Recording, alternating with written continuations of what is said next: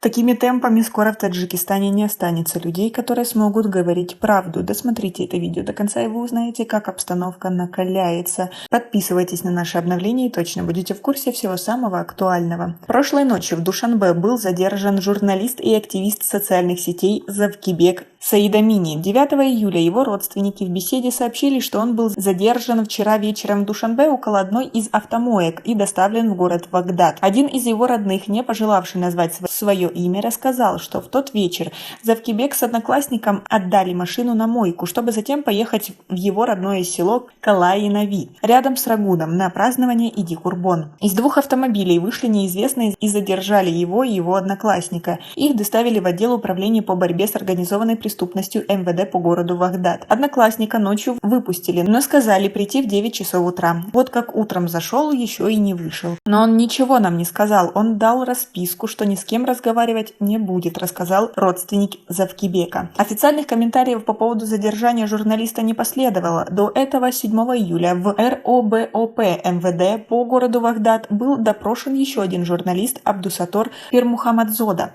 Он также отказался сообщить подробности допроса. Они были одними из немногих журналистов, которые поддержали Далера Имамали и Абдулло Гурбати после их задержания и ареста. Эти два журналиста были задержаны еще 15 июня. 37-летний Завкибек Саидамини много лет работал в независимых изданиях и на Первом канале государственного телевидения Таджикистана. После ухода с государственного телевидения он имел свой бизнес в небольшом магазине и работал крановщиком в новостройке в Душанбе, но постоянно публиковал свои суждения на разные темы в социальных сетях. И, как мы видим, за это поплатился. А как вы относитесь к той ситуации, что все, кто имеет свое личное мнение, попадает в руки правоохранительных органов? Свои ответы напишите нам, пожалуйста, в комментарии. А правоохранительные органы города Багдад 9 июля вновь вызвали на допрос блогера Абдусатора Пирмухамадзода, и, по словам одного из его близких людей, до сих пор его не отпустили.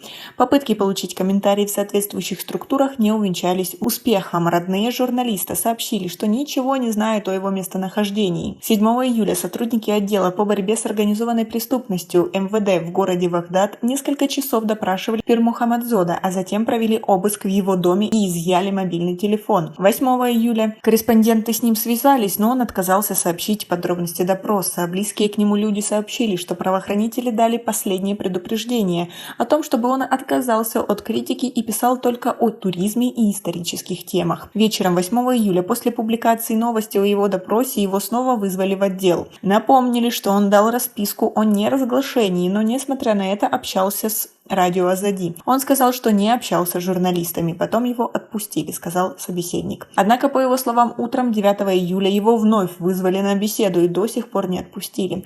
Они сказали: приходи, получи свой телефон обратно. Он пошел и так не вернулся. Никто ничего толком не говорит, где он. Те, кто его вызвал, даже не представились, кто они, сказал один из близких людей задержанного журналиста. По словам людей, близких к семье Абдусатора Пирмухамадзода, давление на него усилилось в последние 3 недели, и после его видеороликов в поддержку задержанных журналистов Далери Имамали и Абдулло Гурбати. Абдусатор Пирмухамадзода, комментируя решение властей о задержании Далера Имамали и Абдулло Гурбати, назвал его неприемлемым. Думаю, что это своеобразный сигнал другим журналистам, мол, держите язык за зубами, в противном случае будете строго наказаны. Я считаю, что Далер и Абдулло стали жертвами своей профессии, жертвами закулисных политических интриг властей, сказал тогда Пирмухамадзода. Журналист Завкибек Саидамини также тогда выразил серьезную обеспокоенность судьбой Далери Имамали и Абдулло Гурбати.